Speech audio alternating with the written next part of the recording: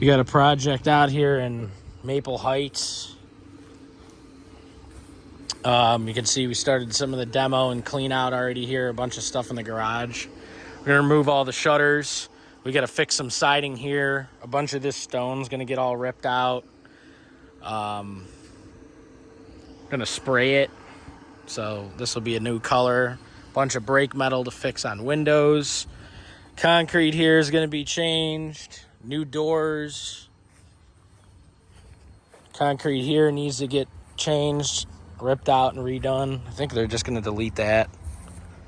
Tuck point the front steps. We got to replace something with the fascia over here.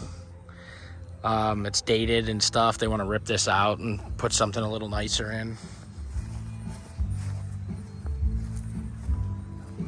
Over on this side, screens to fix. And then we got to fix the siding over here and spray this. So probably gonna have to cut this stuff back to spray it. But wanted to get a good exterior vid. Probably actually stop the video here and then go inside.